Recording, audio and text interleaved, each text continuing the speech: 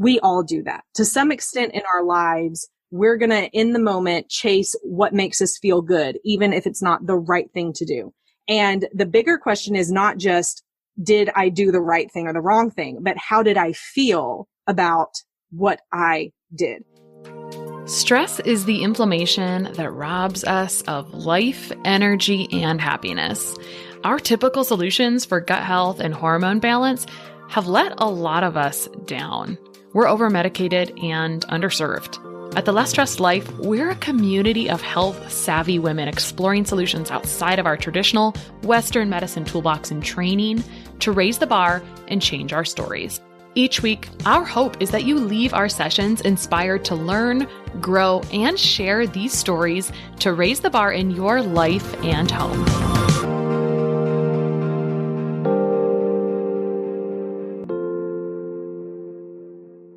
Okay, today on The Less Stressed Life, we have Kimberly Holmes. So Kimberly's going to talk to us about the law of attraction today, or the ways to attract your spouse. But did you know there's actually a process to falling in love, according to Kimberly? If you follow the 4 steps, then you will fall in love or more in love. If you violate the process, you fall out of love, whether you mean to or not. And the whole process begins with attraction, not just physical attraction, but the 4 key areas of attraction, which is what Kim is going to talk to us about today. And so I don't want to steal that thunder.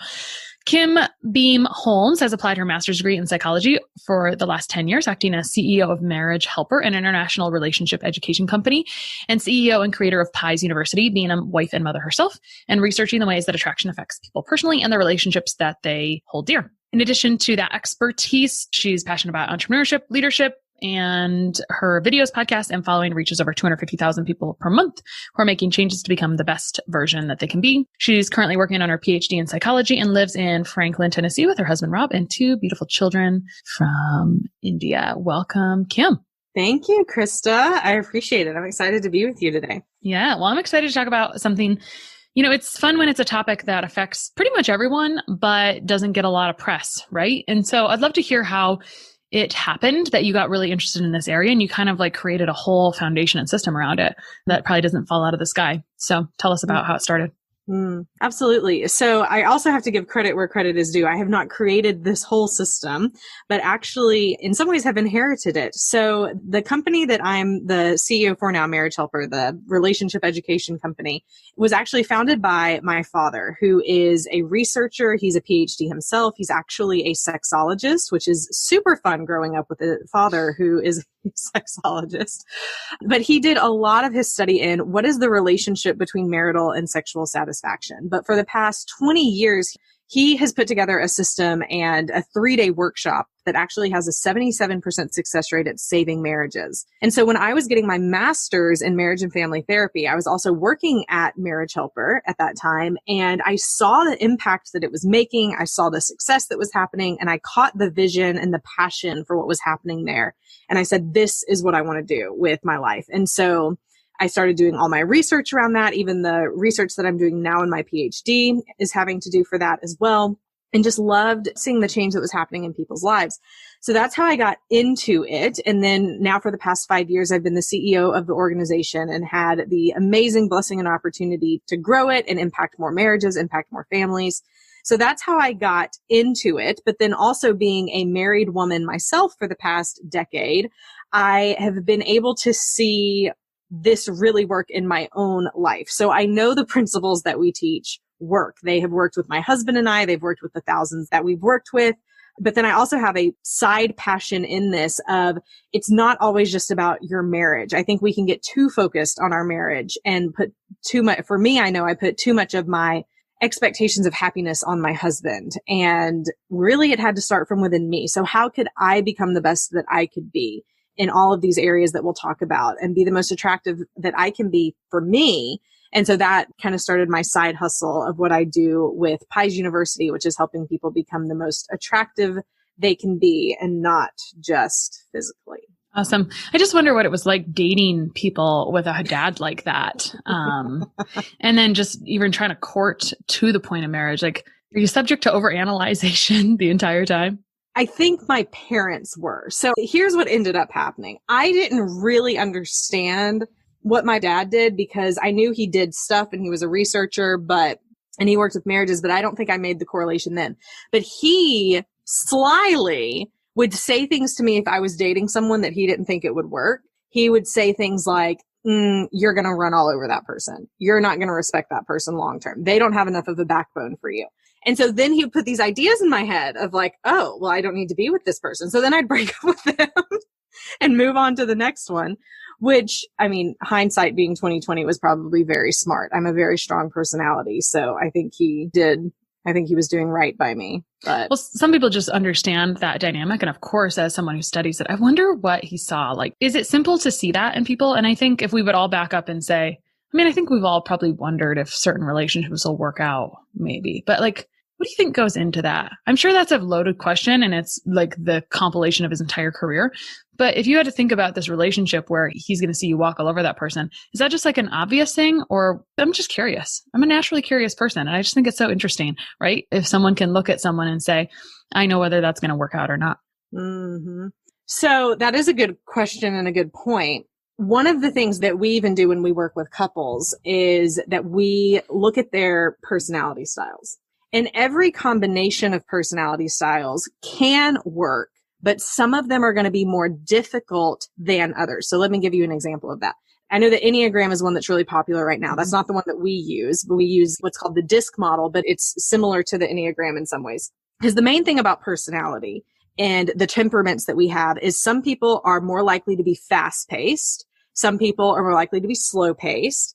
Some people are more likely to be warm and friendly, and some people are more likely to be cold and distant. Okay. So if you think of it kind of at a 4-quadrant model, you can start seeing there's 4 types of these. There can be the person who is fast paced and cold and distant. So they can come across as very aloof, but they're also really quick to make decisions. And Marriage Helper, these are people that we call commanders. So they like to get stuff done. They're not really thinking about the relationship or wanting to be, touchy-feely and making sure everyone's happy with it. They're just wanting stuff to get done. They're very task-focused and they get it done. But then there's the people who are the fast-paced people who are warm and friendly. So they are the ones who love spontaneity and relationship and having fun, and they think fast, and they're the life of the party type of people. Like on the Enneagram, I think those would be the 7s, right? And then you have the people who are warm and friendly, but slower processors. So these are what we call the completers. They're more methodical, time is not of essence to them. They have routines. Typically, they're very family oriented. These are those kinds of people. And then you have the cold and distant and slow processors. These are the more logical people. We call them calculators. So they take their time. They typically are not very emotional. They're very, task focused. So I've given you 4 different types of people. So going back to the dating. So I am that commander person. I am the driven, get it done, do it now. And I was dating people a lot, especially in my early college years, who would kind of just do whatever I told them to. And my dad, seeing this, knew this is going to cause problems if this relationship progresses, mostly because of the way that gender stereotypes are in marriage in the Western world in general, where the man typically is that head of the household. He needs an equal amount of respect as the woman. Well, in my relationship, I was not respecting these people I was dating. I was like, you just do this. And they would do what I would say. I guess because they were scared of me. This is not painting me in a good picture. But my dad was seeing that and saying this long term, like this is going to have huge problems. And so when I started dating who's now my husband, towards the beginning of our relationship, my dad said to him, you cannot let her walk all over you. And I tell my dad to this day, you ruined him. You should have just let him be the little nice, amicable, trainable person that he was. Because then he started standing up to me and saying, no, we're not doing it that way. Let's do it this way. And it's what I need, because otherwise I would end up being in a relationship where it's like, take the lead, do something. I can't be the one to only do that. So that's what he was seeing. That doesn't mean that relationships where it's different can't work. It just takes more work and a different type of work than 2 people who kind of more naturally go together and their strengths match each other in a better way. Yeah. I could see this transitioning so much because as people, we change. And I think about my own transitions from dating to marriage to now. And there's been a lot of transitions there. So anyway, it's not all, of course it's not a one size fits all thing, but just, I love to go through it, right? It's like, oh, cool. Can you decide? I just wonder what goes into that. So let's get into the laws of attraction. Let's talk about, why don't you lay it on us? What are the 4 steps to ultimate attraction besides, and we said beyond physical, but yes, the 4 steps to ultimate attraction. Yes, let's talk about it. Well, one of the things that we even talked about at the beginning of this is that there's a process to falling in love. And I want to go back to that because it sets the stage for why this is important and how attraction isn't just one thing that you focus on at the beginning of a relationship, but it's something that continues to be important for us as individuals, as well as for all the relationships that we have in our life, whether it be as a mom, as an employee, as a team member. All of our relationships can fall under this. So there's a process to falling in love. That process starts with attraction. And attraction is what we see or connect with in another person that leads us to say, I want to move closer. I want to see what's there. I want to see what's below the surface. So the 4 areas of attraction that matter for us as individuals and for the relationships we're in. The first one is physical. So there is that component of physical attraction, but it's not as much about how we look as much as how we feel in our bodies. So you know this with the work that you do, the podcast that you have, that if someone doesn't feel good, if they are having trouble digesting, with their digestion, with sleeping, with stress in their life, then everything else, it's like a domino effect. You don't have the energy or the motivation to really be able to focus on anything else because you just don't feel good and you don't feel good about yourself. So in that physical area of attraction, it's all about how can I feel the best about myself that I can for my age and situation in life. So we're not chasing a number on a scale. We're not chasing a certain picture that we want to look like in the mirror. We're instead saying, if I close my eyes and think about how I feel in my body, do I feel good? Do I have energy? And there are components that go into that. But that's that first part. The next part is intellectual attraction. And this is the one where it basically asks the question, are you an interesting person to talk to? Are you a fascinating person to talk to? So do you have interests? Are you continuing to learn? Are you continuing to have hobbies? Are you doing things that give you depth as a person and also things that are giving you focus? Whether that be through your job, if that's something that you're loving and it's giving you focus and passion and energy, or through hobbies, or through even friendships that you may have in your life, going out with girlfriends, doing beach trips. Gosh, can we please all have a beach trip this year? But doing things that are taking your mind off that rigmarole of the day to day, that's getting you thinking, getting you excited, getting you energized. So that's intellectual attraction. The third one is emotional attraction. And this one is the most important part of attraction when it comes to any of the relationships that you have in your life, because it asks the question, do I evoke emotions within another person that they enjoy feeling? Do I evoke emotions in my daughter that she enjoys feeling? Do I evoke emotions in my husband that he enjoys feeling? Or my best friend or my coworker at work? These are the things, if you think about all the relationships you have in your life, the ones that you hold nearest and dearest are most likely the ones where you like the way you feel when you are around that person. And so I constantly have to ask myself, as a wife, as a mom, as a business owner, am I acting in a way where this person likes the way they feel when they're around me?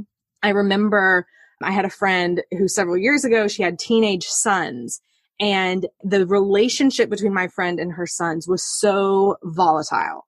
Every time they were talking or interacting, she was getting on to them about something else and telling them something they had done wrong. You didn't clean your room well enough. You didn't wake up on time. You didn't do this. And this was every interaction. And she had been doing this with them from the time they were, young children. And so by the time they were teenagers, they did not want to be around her because they didn't like the way that she made them feel. She began to notice this and started changing. And so instead of getting on to them all the time about you didn't do this right, you didn't do that right, she began to start noticing the good things that they were doing things to intentionally connect with them in a positive way. And slowly but surely it started to make a change in their relationship. Because no matter what relationship it is, if the person that you're talking to or that you are with doesn't like the way they feel when they're around you, they won't want to be around you. And then the fourth part of attraction is spiritual attraction. And this all has to do with beliefs and values. Religion or faith can be a part of this because that is a huge driver of the things that we believe and we value. But it's even more encompassing than that, to where it's saying, what are the things that matter to you? What are the things that drive you? What are the things that make you angry? These are the things that are your core values that give you the passion and the drive that you have in life. And so when it comes to attraction, the more in line you are in living your life with the beliefs and values that you have, then the better you're going to feel about yourself. So the opposite of that is, if I have a really strong belief and value and then I'm acting in complete opposition of it. So we see this a lot at Marriage Helper. There are people who are involved in an affair and it goes against their beliefs and values, but they have shifted their beliefs and values during that time in order to make it right. But what happens over time is you begin to not like who you are because you've strayed from the person that you know you truly are. So living in line with the beliefs and values that you have is that spiritual attraction aspect of it. But all four of these, the physical, intellectual, emotional, and spiritual, are what make up the four areas of attraction that we call the pies of attraction. There it is. I was wondering what that stood for. Physical, intellectual, emotional, and spiritual. Got it. Okay, cool. Excellent. All right. So weaving these two things together, we've got our physical, intellectual, emotional, and spiritual. Those are all four parts of attraction, which is the first step for falling in love. Mm-hmm. So what comes next in the process for falling in love after having attraction? Actually, before we go there, I'm so curious because you piqued my curiosity with this spiritual attraction. You talked about people getting away from their values. So what you basically said is people are inherently good, but they start to do things that they don't want to do. And so do you see relationships recover sometimes from this? Because we have realization that, to be true to yourself, you want to correlate with your beliefs and values. So anyway, I just wonder, because of course people are coming to you and you have this model is a 77% of success. So what happens in those situations? I'm just curious. Yeah. So yes, the answer is we see the marriages saved even when there has been someone who's living against or outside of their beliefs and values. We see that happen all the time. The key indicator here, though, is this. Will the person forgive the spouse who stepped outside the marriage or did the thing that went outside of the beliefs and values? That's the bigger thing. Because the person doing it, we all do that. To some extent in our lives, we're going to, in the moment, chase what makes us feel good, even if it's not the right thing to do. And the bigger question is not just, did I do the right thing or the wrong thing, but how did I feel about what I did? Do I realize that it was wrong, that I should not have betrayed my wife or my husband, or I shouldn't have acted that way towards my son or daughter, whatever it might be? The bigger question is, how do I feel about it? And if I am wanting to repair that relationship, then that tells more about the person than what they did. If they're willing to apologize and do what it takes to make it right, that's the bigger indication. And then the forgiveness part of that, because there are some people, gosh, Krista, there are some people who hold grudges about things that their spouse did to them 20 years ago. And then there are other people who are willing to forgive day of. And I have found it to be true every time that the people who are willing to forgive quicker are more satisfied in their life. They hold less stress in their body. Actually, if you look at the science of forgiveness and the research behind people who forgive, people who are quicker to forgive have less chronic pain. They're able to sleep better. All of the other relationships in their life are more satisfying to them. They have a greater idea of what their purpose is in life, because holding on to forgiveness weighs us down and it can cause physical manifestations in our body. And so if we're able to forgive, move forward, and restore and reconcile the relationships, that is the best thing that's possible. We see it happen all the time. I'm glad you talked about that, because that's a great point, is that we all know, we can all think of examples, whatever, about forgiveness. I wonder where that fits in the model overall, but let's keep going in the process for falling in love. Maybe it'll pop up where maybe forgiveness is just, maybe it's just woven in. So that's right. So Attraction is what moves us closer. It piques our curiosity and says, is this something that I want to continue to explore? Which takes us into that next step or phase, which is acceptance. So even if we go back just a minute and think about these 4 stages of attraction, you'll see that each of them get closer to the core of who a person is. So how someone looks, how someone thinks, how someone treats others, and what someone believes. These are getting more personal as we go through them. And so when we're thinking about this in relationships, as I'm learning more about another person, there comes a point where I get to decide, do I accept this person as they are?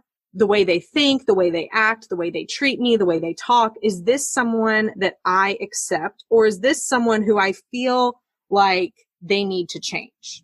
Because typically when we're dating, we're not dating a person thinking about how they need to change everything about them. We would just date someone else. We typically are dating them and see all of their good qualities, all these amazing things. We could never have a fight. Nothing could ever go wrong.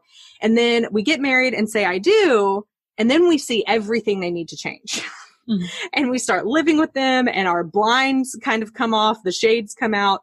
And there's actually a psychological phenomenon that happens as that happens. It's normal and it's common. But, once we become more attuned to someone and we're living with them, we're married to them, then we start making lists of all these things we think that they should change. I know this was true for me in my marriage. Our first year of marriage, I was like, oh my gosh. So my husband and I dated long distance for 10 months and then we got married. And so we had been around each other, but we hadn't been around each other as much in person as we were in our first week of marriage. Mm-hmm. And I was like, this is going to sound ridiculous. I had no clue my husband was an introvert. No clue. And I was this super extrovert because every time we were together was over a 3-day weekend and we would go out and do things. We would hang out with friends. We were doing all this stuff. Well, he had reserved all of his energy for when he was with me over a 3-day period. So I had no idea. And I will never forget during that first month of marriage when he came home from work one day and said he needed time alone. I was like, what? Alone? Why do you want to be away from me? What in the world has happened? I was not comprehending this. And he started telling me he was an introvert. And honest to God, I thought he was lying. I was like, you are making this up. You are lying to me. You are unsatisfied with me as your wife. What is happening here?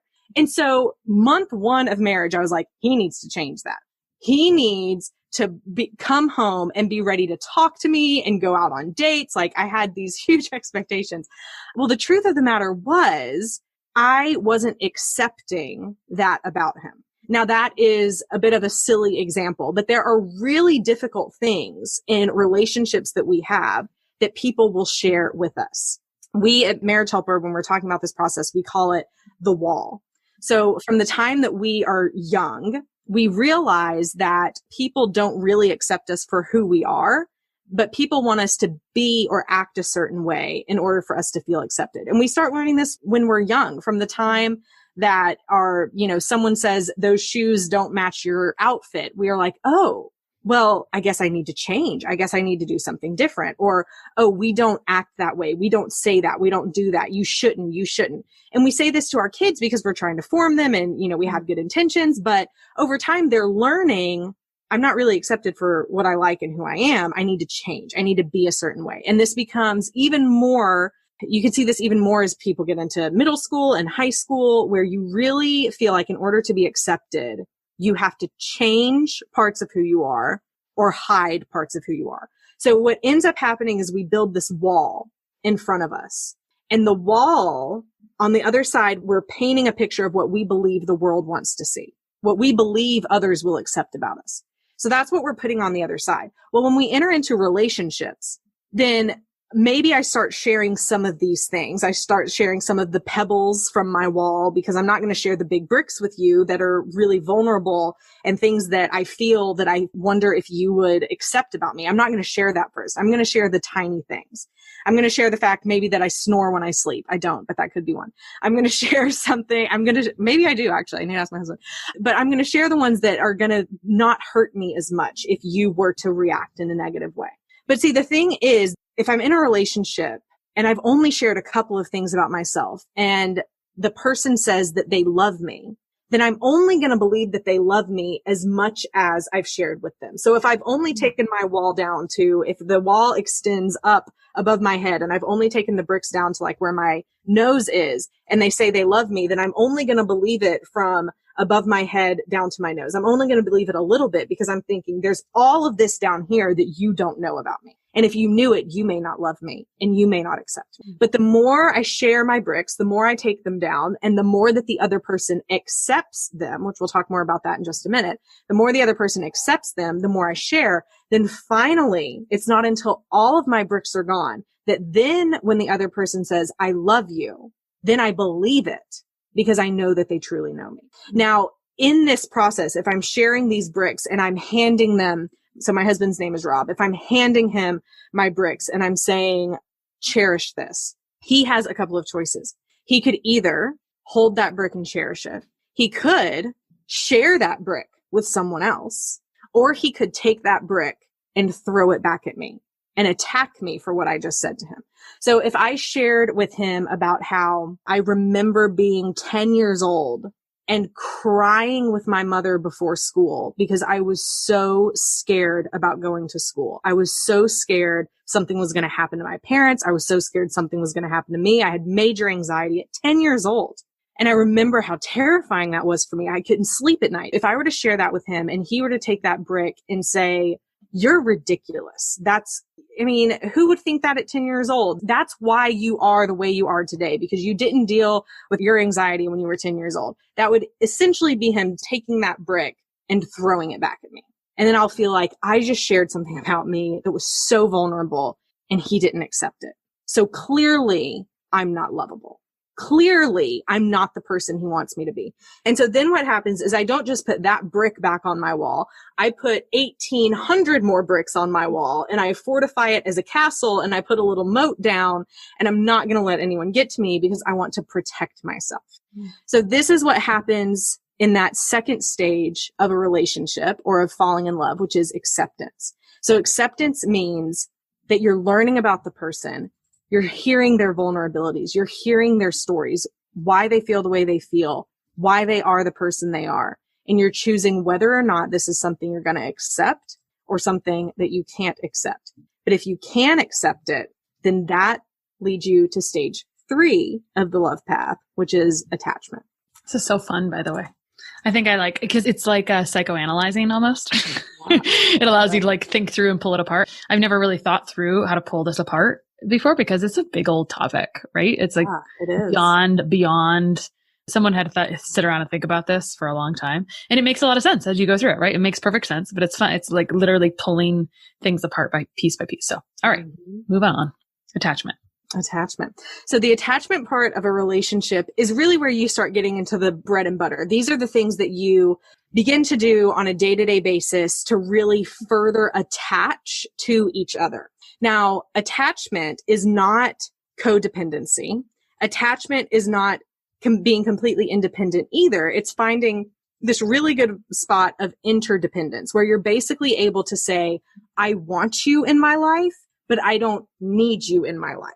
And so you have your identity, you have your passions, you can have 2 different passions, but you also know that you can come back together and you have a strong bond that's pulling you together. Attachment is, these are things that you do. They can be family rituals that you have together.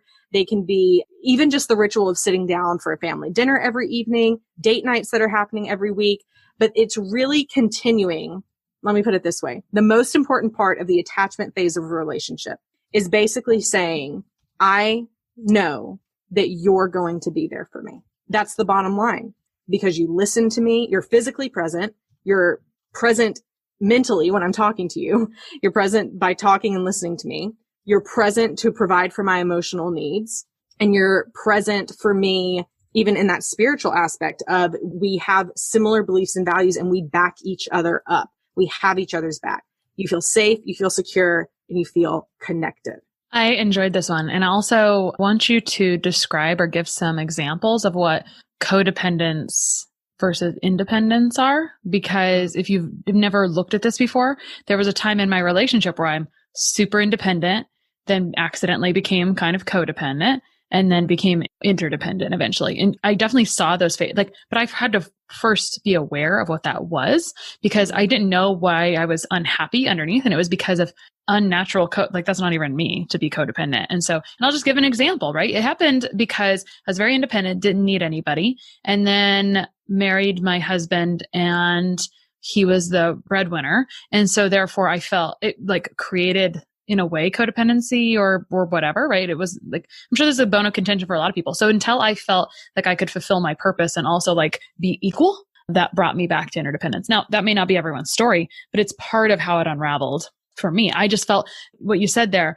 as I could become independent again, I felt happier in my relationship. It was because I didn't need it, so I wanted it more, right? Does that make sense? It's it wasn't being trapped. It was right. Oh, I'm here because I just love being here and I feel like I can stand on my own too. It's just fulfillment. So much stuff boils down to fulfillment in life. So anyway, if you would give people some examples of codependent and independent or interdependence, I think that would be great.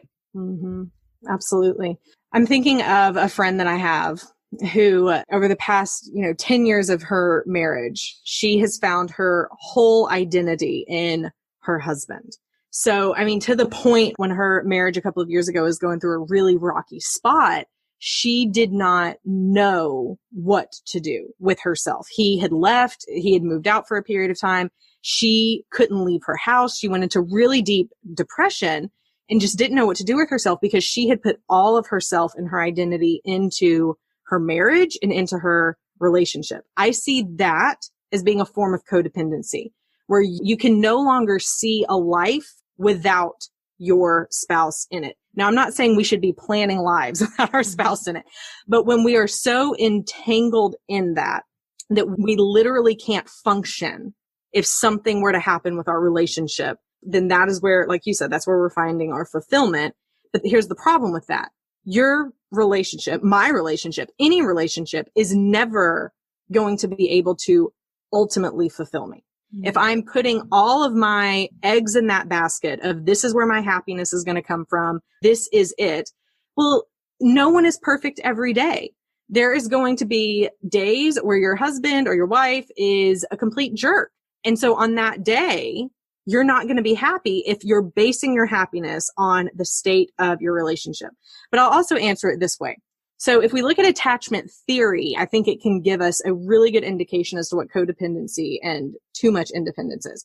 So attachment theory, is basically, we want to get to secure attachment. We want to get to that place where I feel confident and comfortable knowing that, well, I'll put it this way. It started with kids. So attachment theory started with children, and the children who felt like they did not have a present caregiver or an erratic caregiver who was only there sometimes and not there other times, they started having attachment issues, which are now known as preoccupied or avoidant.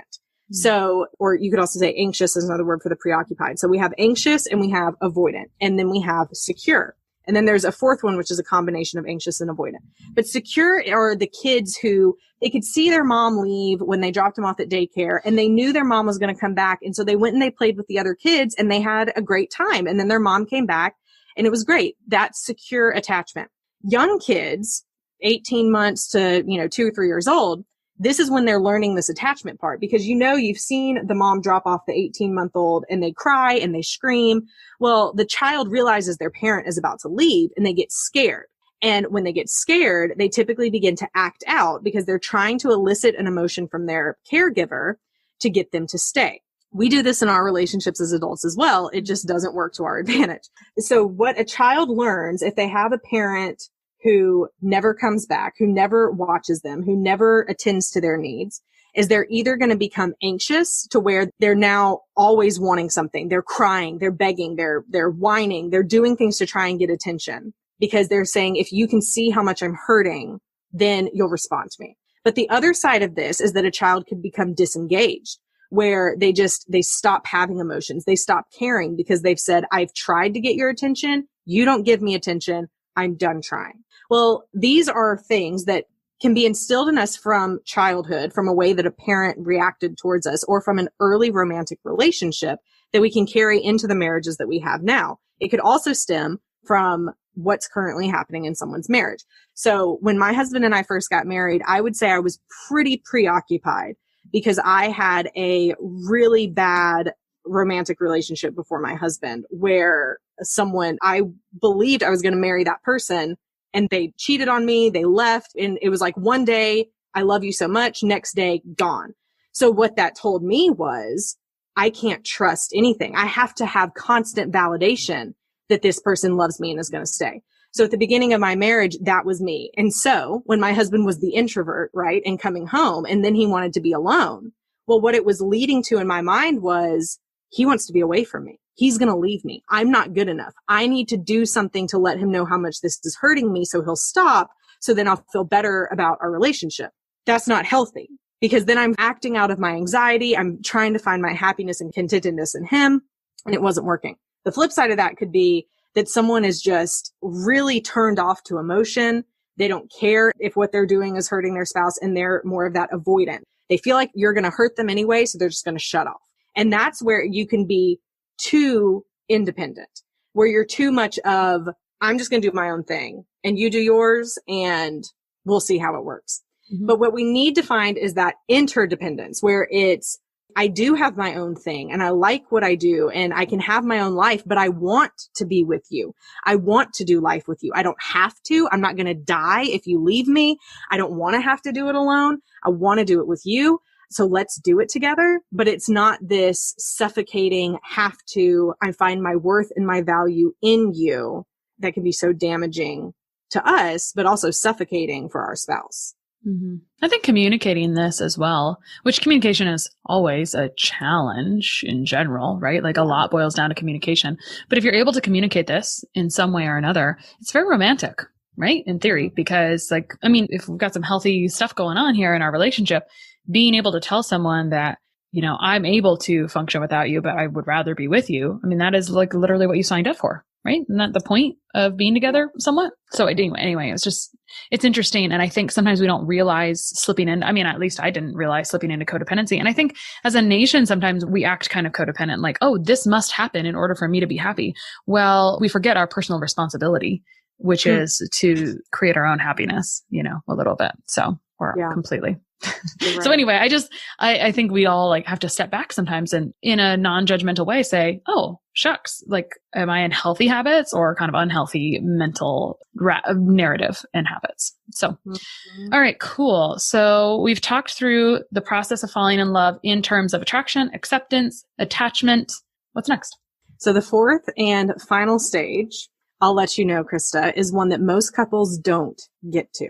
But for the couples who do get there, it is the deepest stage of satisfaction that a couple can get to in their relationship. The name of this stage is aspiration, but here's what it means. So once you feel comfortable, so you're attracted, you feel accepted, it's a safe place, then you have the ability to vision and dream together.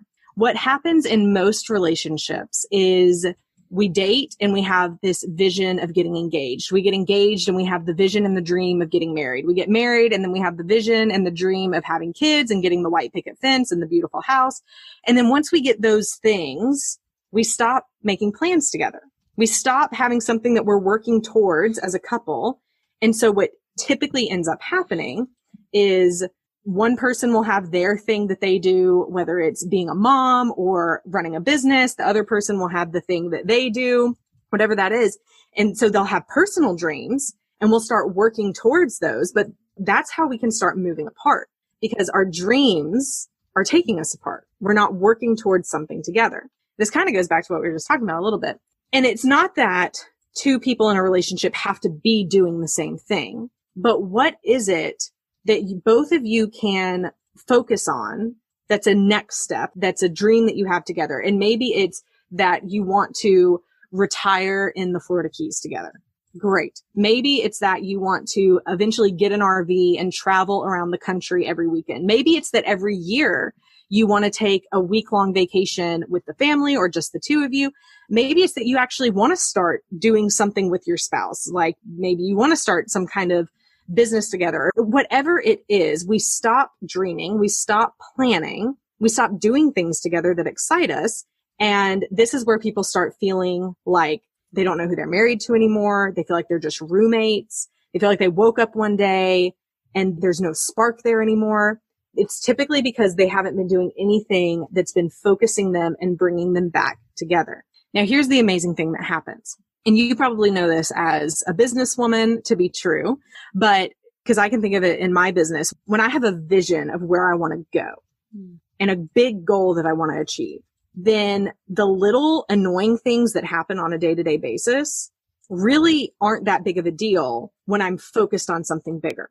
But when I don't know where I'm going, then everything that happens, all the little fires or the little, like, I think of them as like just little chihuahuas barking in my head all day long. These little things that happen that can distract my attention. Well, if I don't know where I'm going, then any of those things can grab my attention and feel like it's the biggest fire in the world that I have to put out that day because I don't have vision of where I'm headed. Mm-hmm. And so it happens in our relationships as well. If I don't have a vision of where my marriage is headed, where we're going, what we're working towards together as a couple, then the fight about taking out the trash or who's going to do the taxes or did we discipline our child the correct way today? My children went outside when they shouldn't have this morning. Like things like that. Then those can become huge issues to us if we don't have vision of where we're going. But when we have that vision, those things just become, okay, let's work this out, but we've got bigger fish to fry. We've got bigger places to go. We're headed a certain way. That is the aspiration stage of a relationship. Cool. That makes so much sense because we talk about that in the early stages of my business of visualization. And I mean, the more you use vision and you know where you're going, I mean, like we can apply this to pretty much every concept possible, that it's easy to get stuck in minutia of any process because anything worth doing isn't usually an immediate, quick, simple thing. Usually there is quite a bit of a process. And so you really have to be focused on the prize and step outside of yourself and look outside in order to see that. Because when you're in the minutia of it, it can get kind of draggy. So that's super fun. And I think the other thing here is like revisiting this often because it can change quite a bit. Or maybe like you started with something and it's not exactly what you wanted after a while. So being able to revise it. So anyway, that's fun. And it's also fun. It's like, I just got back from doing a bit of a girls' weekend that really needed to happen, of course, right? 2020 stuff. And so you just become so energized when you like have a chance to like mastermind and dream and all those things. And you can apply that to, I mean, that's like that fun relationship as we talked about. I think it was us that talked about that today is that, you know, like these are the relationships. The best relationships are the ones that you feel like you like the way you feel around the person. Right. And so anyway, just kind of cool because we're talking about marriages and spouses, but this is about any relationship. This is kind of there's pieces here that work for every relationship in general, or why do some relationships work better than others, maybe, so to speak. Yeah. So cool. Okay. So the process for falling in love is attraction, acceptance, detachment, and aspiration. Oh, I see what you did there. 4 A's. Got it. Got this. That's how you remember stuff. You got to have really good, you got to have really good acronyms or alliterations or whatever. All right. So man, this is like so much fun. I hope it's okay if we keep going and talk about a couple more things. Sure. Because I think we've laid a foundation. So now it's like, let's talk about those not simple questions where, you know, when you ask this question, it's like, well, let me lay the foundation first. So for example, what are common things people fight about? And how do you know, like, at what point does it get to where this isn't going to work? You know, like, how do you know if it's worth saving, essentially? So common things people fight about are going to be in-laws, finances, parenting, sex. These are some of the bigger ones that people fight about. But when we really look at every single issue that a couple could fight about, it's all going to boil down to being one of 3 things. It's going to fall in one of 3 categories. That someone doesn't feel liked, loved, or respected. No matter what it is. Everything else is just symptoms. And if we look at the research that came out of the University of Washington, it directly aligns with the top reasons that marriages end, because someone doesn't feel liked, loved, or respected. So typically, if I am disagreeing with my husband about whatever, I said this earlier, who's going to take out the trash, who's going to unload the dishwasher, then it's really not about the dishes. It's not about the dishwasher. It's about either I don't feel like he's listening to me, so I don't feel respected, or maybe I feel like if he loved me and cared about me, that he would do this and it wouldn't be such a hassle to try and get it done. So it's going to fall into me feeling one of those 3 ways. Now, the other part of your question was, so how do you know if it's just not worth saving? How can you move past these disagreements that you have? Well, if we know that these are the things that stem from the frustrations and arguments that we have. One or both people do not feel like the other person likes, loves, or respects them in that moment. Keeping that in mind is one huge part of this. How am I communicating with my spouse? Even when I'm upset, even when we disagree, how can I still communicate with them and show them that I like, love, and respect them? But another part of this is learning to compromise. And this is something that it's easy to talk about and hard to implement because our emotions get in the way. But when I really identify what is my core need, and my spouse can identify what is their core need, and we make those core needs as small as possible. So we're not being ridiculous in saying that you need everything under the sun. I need 8 hours a day to go to the spa. Like, that's ridiculous. But what is it I really need? And then make everything outside of that what's flexible. Here's where I'm flexible. Here's where we can negotiate. Here's where we can compromise. Then you want to find out how to compromise the best and most ways that you can. So this is what can move us past these disagreements, really listening to the other person, understanding where they're coming from, treating each other with love and respect in the conversation, and finding compromise. Most people don't do that well. It takes practice and effort. You can get there. And when you implement those things, I believe any relationship can be saved or can work out, especially if one person is at least willing to be the first to start doing that, and eventually both people getting on board with that. But it really does just take one person at the beginning to be intentional in saying, I'm going to change how I'm responding when we fight, or when I'm asking you to do something. I'm going to take ownership and do it a better way. Sometimes you need a coach with this. Sometimes you really do need that neutral third party, especially the bigger the issue is. You really do need that neutral third party to help you see things in a different light and a different perspective. Because I know for me, I can blow things out of perspective super easy. And then when I talk to one of my dear friends about it, who I trust with talking about with my marriage, he's able to look at me and say, Kimberly, like, you are in the wrong here. You are blowing this out of proportion. And it helps me to get back in the right headspace and be able to work things out with my husband. Cool.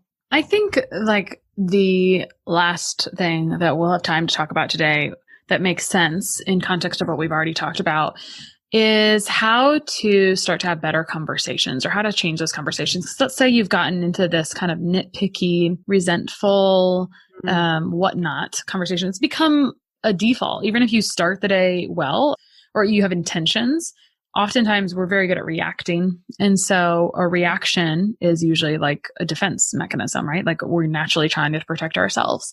So what are your suggestions for someone who says, oh my gosh, okay, this has helped me kind of pull apart things and see where maybe some issues are. How can I move forward and change? How can I change the conversations that we're having? Because the challenging thing is, it's not a one-way conversation. It is still a two-way conversation. And so you do need to go about it in a gentle way, I suppose. Gentle is a great word there. One of the best implementable things that someone can start doing right away, or at least start being aware of, whether or not we do it is the second part, but be aware of how you start a conversation, especially if you're approaching your spouse about something that you're unhappy with or something that hurt you. So a lot of times we kind of start having the fight in our head, saying, I know I need to talk to my husband about this. Again, going back to the silly example of the trash. I'm going to talk to him about the trash, but then this is what he's going to say. And then this is what I'm going to say. And we start getting angry before we ever even have the conversation. So then by the time we actually have the words come out of our mouth, we're starting in what's called a harsh startup. We are already 10 levels deep into the fight, and our spouse doesn't even know what's coming. So I would encourage people to take a step back and watch the first words that come out of your mouth. And if it's anything along the lines of how could you, or why are you like this, or what's wrong with you, then you need to change what you're about to say. And instead come at it from that standpoint. We've all heard it of, hey, when you did this, I felt this way. And not when you were a complete jerk, but saying when, the other day when I asked you if you would help take out the trash and then you said you would and you didn't, I'm just letting you know this is how I felt. And even watching your tone, watching how you say it makes a world of difference into how that conversation can happen. And that's the easiest first thing that a person can begin to do when it comes to that. The second thing I would say, if there's resentment and anger, is start replacing your thoughts. So when you think back to 5 years ago, 1 year ago, a month ago, when your spouse said this or did this, and it just makes you so angry, I would encourage you to start writing down. And I know it sounds cheesy. But the research backs it up. Write down the things you're thankful for. Write down the good thoughts. Write down the gratitude and focus on those things, because living in the resentment isn't going to fix anything right now. You have to get your relationship to a point where you can work through and talk about those things that hurt you in the past, but it's probably not there yet. So focus on you changing your perspective, you changing the thoughts you're having, and then you can work on rebuilding the communication in your marriage. Those are great tangible thoughts of personal responsibility and where we can start, because we can't change. I don't know where this comes from, but I think it's like a common knowledge. Like this is just like a law of whatever. Like you can't change other people. So you just have to do what you can do within your own. Mm-hmm. And a lot of times, like, again, if you're a mirror, if you're starting with gratitude, it's going to reflect more positively than if you start in a dark, as you called it, harsh start, I think is what you called it. Maybe harsh start. Mm-hmm. Yeah, I thought that was cool. Good deal. I've never heard that before. So much fun to talk through this. I hope we get to talk about other angles of relationships in the future. Kimberly, where can people find you online? So I also have a podcast, and it's talking all about attraction. So the pies that we talked about, physical, intellectual, emotional, spiritual, I talk about one of those or a combination of them every single week. So you can find that anywhere you listen to podcasts. It starts with attraction. But you can also find me at itstartswithattraction.com and get a free attraction assessment download, a little assessment you can take to see where you fall on the pies and which ones you can work towards and which ones you are currently rocking it in. But then for your marriage, if you're wanting help there, then you can go to marriagehelper.com, or you can go to youtube.com and look at Marriage Helper. We have a ton of free videos and free resources on that as well. Those are the best places to connect with me. Awesome. Very good. We'll have those in the show notes. Thanks so much for coming on today. Thanks, Krista. I enjoyed talking to you. Sharing and reviewing this podcast is the best way to help us succeed with our mission to help integrate the best of East and West and empower you to raise the bar on your health story. Just go to reviewthispodcast.com/less stressed life. That's reviewthispodcast.com/less stressed life. And you'll be taken directly to a page where you can insert your review and hit post.